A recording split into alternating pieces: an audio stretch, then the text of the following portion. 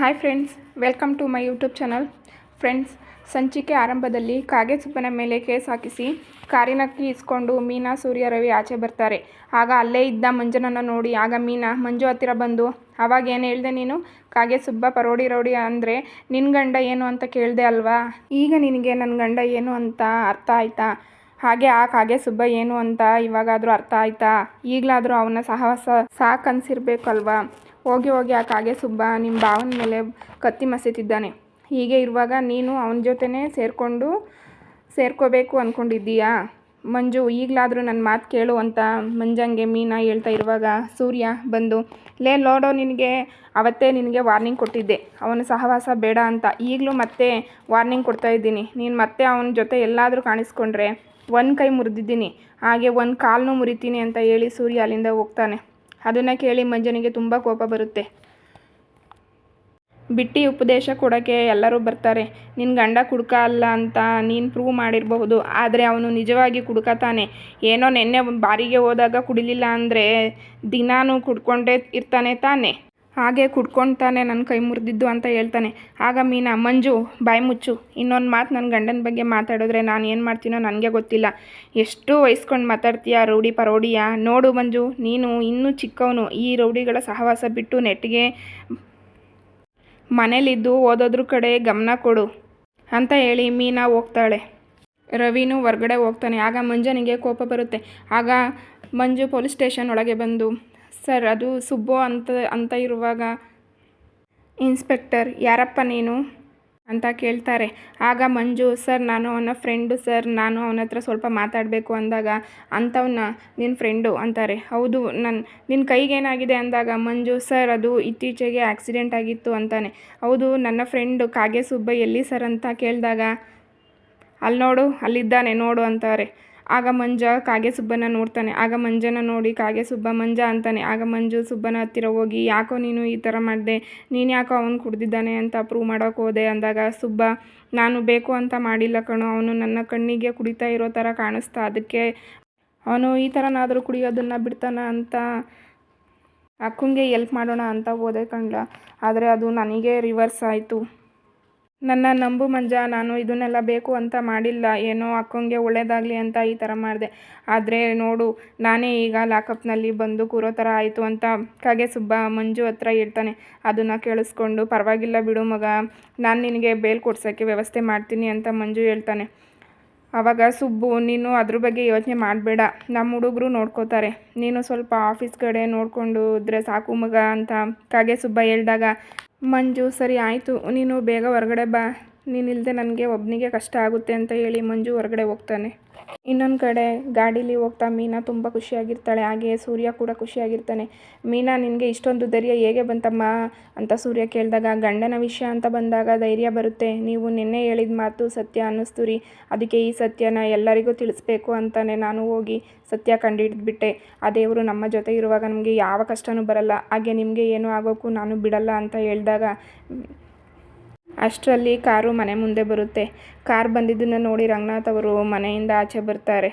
ಸೂರ್ಯ ಮೀನನ್ನು ನೋಡ್ಬಿಟ್ಟು ಅಲ್ಲೇ ಇರಿ ಅಂತ ಹೇಳ್ತಾರೆ. ಆಗ ಸೂರ್ಯ ಮೀನಾ ಶಾಕ್ ಆಗಿ ನಿಲ್ತಾರೆ. ಹೋಗಿ ಆರತಿ ತಟ್ಟಿ ತಂದು ಆರತಿ ಮಾಡಿ, ಶಾಂತಿ, ಶ್ರುತಿ, ರೋಹಿಣಿ ಎಲ್ಲರೂ ಆರತಿ ಮಾಡಿ ಅಂತಾರೆ. ಆಗ ಎಲ್ಲರೂ ಸೇರಿ ಆರತಿ ಮಾಡಿ ಸೂರ್ಯ ಮೀನಾ ಒಳಗಡೆ ಬರುತ್ತಾರೆ. ನಂತರ ರಂಗನಾಥ್ ಅವರು ಸೂರ್ಯನ ಗಟ್ಟಿಯಾಗಿ ತಪ್ಕೊಂಡು, ಕ್ಷಮಿಸಿಬಿಡು ಕಂದ, ನಿನ್ನನ್ನು ನಾನು ತಪ್ಪಾಗಿ ತಿಳ್ಕೊಬಿಟ್ಟೆ ಅಂತ ಹೇಳ್ತಾರೆ. ಆಗ, ಅಪ್ಪ, ನನ್ನ ನಂಬಪ್ಪ ಅಂತ ಎಷ್ಟು ಬೇಡಿಕೊಂಡ್ರು ನಿನ್ನ ಮಾತಿನಲ್ಲಿ ನನ್ನ ನಂಬಿಕೆ ಇಟ್ಟಿಲ್ಲ ಕಂದ, ನಾನು ನಿನಗೆ ಸಾಧ್ಯ ಆದರೆ ನನ್ನ ಕ್ಷಮಿಸಿಬಿಡು ಕಂದ ಅಂತ ಹೇಳಿದಾಗ ಸೂರ್ಯ ಆಗಿಲ್ಲ ಅಪ್ಪ, ಮೋಸ್ಟ್ಲಿ ಒಬ್ಬ ಕುಡುಕ ಅಲ್ಲದೆ ಇರೋನು ಈ ಮಾತು ಹೇಳಿದ್ರೆ ಎಲ್ಲರೂ ನಂಬ್ತಿದ್ರಿ ಅನಿಸುತ್ತೆ, ಆದರೆ ನಾನು ಕುಡುಕನೇ ಅಲ್ವೇನಪ್ಪ, ಹಾಗಾಗಿ ನಿಮಗೆ ನನ್ನ ಮೇಲೆ ನಂಬಿಕೆ ಬಂದಿಲ್ಲ, ಇದರಲ್ಲಿ ನಿಮ್ಮ ತಪ್ಪು ಏನಿಲ್ಲ ಅಂತ ಅಂದಾಗ, ಈ ಥರ ಎಲ್ಲ ಮಾತಾಡಬೇಡಪ್ಪ, ತುಂಬ ಬೇಜಾರಾಗುತ್ತೆ, ಮೊದಲೇ ನಿನ್ನ ಮಾತು ನಂಬಲಿಲ್ಲ ಅಂತ ಮನಸ್ಸು ಚುಚ್ಚಿ ಕೊಲ್ತಾ ಇದೆ, ನೀನು ಈ ಥರ ಎಲ್ಲ ಮಾತಾಡಬೇಡಪ್ಪ ಅಂತ ರಂಗನಾಥ್ ಹೇಳಿದಾಗ, ಆಗ ಸೂರ್ಯ, ಅಯ್ಯೋ ಅಪ್ಪ, ನಿಮ್ಮ ಮನಸ್ಸಿಗೆ ನೋವು ಮಾಡಬೇಕು ಅಂತ ನಾನು ಹೇಳಿದ್ದಲ್ಲ, ನಾನು ಏನು ಅಂತ ನಿಮಗೆ ಅರ್ಥ ಆಯ್ತಲ್ಲಪ್ಪ, ಅಷ್ಟೇ ಸಾಕು ಅಂದಾಗ ರಂಗನಾಥರವರು, ಅರ್ಥ ಆಗುತ್ತೆ ಕಂದ, ಇಂಥ ಹೆಂಡತಿ ಇರುವಾಗ ನಿನಗೆ ಯಾವ ಕಷ್ಟನೂ ಬರೋದಿಲ್ಲ ಅಂತ ನನಗೆ ಚೆನ್ನಾಗಿ ಅರ್ಥ ಆಯಿತು.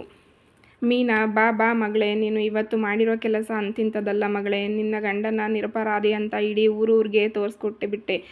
ನಿನ್ನಂಥ ಹೆಂಡತಿ ಇರುವಾಗ ಯಾವ ಗಂಡನಿಗೂ ಯಾವ ಕಷ್ಟನೂ ಬರೋಕ್ಕೆ ನೀನು ಬಿಡೋದಿಲ್ಲಮ್ಮ. ನಿನ್ನನ್ನು ನೋಡ್ತಾ ಇದ್ದರೆ ನನಗೆ ತುಂಬ ಖುಷಿ ಆಗ್ತಾ ಇದೆ ಅಮ್ಮ ಅಂತ ಹೇಳ್ಬಿಟ್ಟು ರಂಗನಾಥ್ ಅವರು ಮೀನಾನ ತಪ್ಕೊತಾರೆ. ನಾನು ನನ್ನ ಜೀವನದಲ್ಲಿ ತೆಗೆದುಕೊಂಡ ಅತಿ ದೊಡ್ಡ ನಿರ್ಧಾರ ಅಂದರೆ ಅದು ಏನು ಗೊತ್ತೇನಮ್ಮ, ನಾನು ನಿನ್ನನ್ನು ಈ ಮನೆ ಸೊಸೆ ಮಾಡ್ಕೊಂಡಿದ್ದು. ಇದು ನಾನು ನನ್ನ ಜೀವನದಲ್ಲಿ ತೆಗೆದುಕೊಂಡ ಅತಿ ಮುಖ್ಯವಾದ ಒಳ್ಳೆ ನಿರ್ಧಾರ. ನೀನು ನೋಡ್ತಾ ಇದ್ದರೆ ನನಗೆ ತುಂಬ ಹೆಮ್ಮೆ ಆಗುತ್ತೆ ಇದೆ ಅಂತ ರಂಗನಾಥ್ ಅವರು ಹೇಳ್ತಿರುವಾಗ ಶಾಂತಿ, ಆಯಿತು ನೀನು ಏನು ಡ್ರಾಮಾ ನಾಟಕ ಮಾಡೋಕ್ಕೆ ನಮ್ಮನೆ ಮುಂದೆನೇ ಸಿಕ್ಕಿರೋದಾ ಜಾಗ ಅಂತ ಶಾಂತಿ ಹೇಳಿದಾಗ ಮೀನಾ ಅಲ್ಲಿಗೆ ಬಂದುಬಿಟ್ಟು, ಅತ್ತೆ ಅವತ್ತು ಸೂರ್ಯ ಅವರ ವಿಡಿಯೋ ನೋಡಿಬಿಟ್ಟು ನನ್ನ ಮಾನ ಮರ್ಯಾದೆ ಎಲ್ಲ ಹೋಯ್ತು ಅಂತ ಬೀಗರು ಕೆಟ್ಟದಾಗಿ ಮಾತಾಡ್ತಾರೆ ಅಂತ ನೀನೇ ನಿನ್ನ ಗಂಡನ ಹಾಳು ಮಾಡಿದ್ದು ಅಂತ ಕೆಟ್ಟದಾಗಿ ಬೈತಾ ಇದ್ರಲ್ಲ ಅತ್ತೆ, ಈಗ ಏನು ಹೇಳಲ್ವ ನೀವು? ಈಗ ನನ್ನ ಗಂಡ ಕುಡ್ದಿಲ್ಲ ಅನ್ನೋದು ಇಡೀ ಊರಿಗೆ ಗೊತ್ತಾಗಿದೆ, ಅದ್ರ ಬಗ್ಗೆ ಏನು ಹೇಳಲ್ವ ನೀವು? ಹಾಗೆ ಅಜ್ಜಿ ಬೆಳೆಸಿರೋ ನನ್ನ ಗಂಡ ಹೇಗೆ ಅಂತ ಇವಾಗಲಾದರೂ ಗೊತ್ತಾಯ್ತಾ ನಿಮಗೆ? ಅತ್ತೆ ಯಾವತ್ತೂ ತಪ್ಪು ಮಾಡಲ್ಲ, ಶಾಂತಿ ತಪ್ಪು ದಾರಿಗೆ ಹೋಗಲ್ಲ, ಏನೋ ದೊಡ್ಡದಾಗಿ ಒಲಿಂಪಿಕ್ ಸಾಧನೆ ಮಾಡಿರೋಳ್ ಥರ ಮಾತಾಡ್ತಾಳೆ. ಅಲ್ಲ ನೀನು ಇಷ್ಟೆಲ್ಲ ಮಾತಾಡ್ತಾ ಇದ್ದೀಯಲ್ಲ, ಏನು ನಿನ್ನ ಗಂಡ ಕುಡಿಯೋದೇ ಇಲ್ಲ ಅಂತ ಅಂದಮೇಲೆ ಆ ಥರ ವಿಡಿಯೋ ಬಂದಿದ್ರು ಯಾರೂ ನಂಬ್ತಾನೆ ಇರಲಿಲ್ಲ.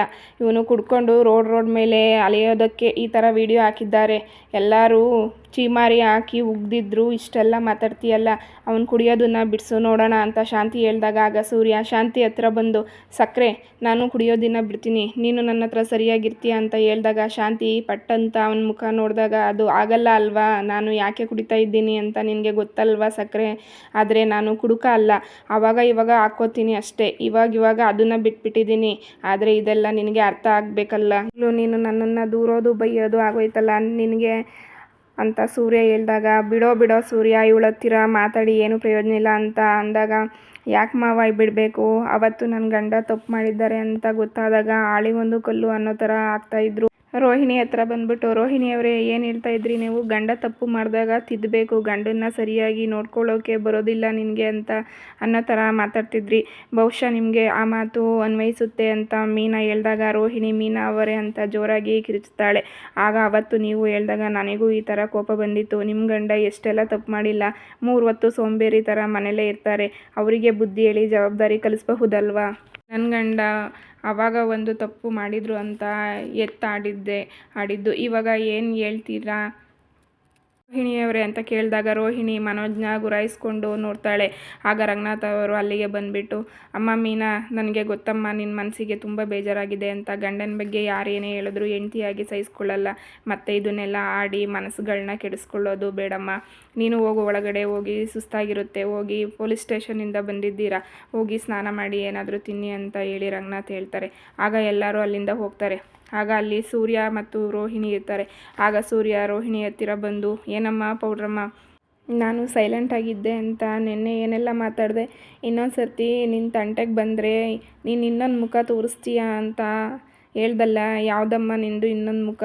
ಎಷ್ಟೇ ಆದರೂ ನೀನು ಮೇಕಪ್ ಬಳಿಯೋಳು ಅಲ್ವಾ, ಮೇಕಪ್ ಹಿಂದೆ ನಿನ್ನ ಇನ್ನೊಂದು ಮುಖ ಇರಬಹುದು, ಅದನ್ನು ತೋರಿಸ್ತೀಯ ಅಂತ ಹೇಳಿರಬಹುದು.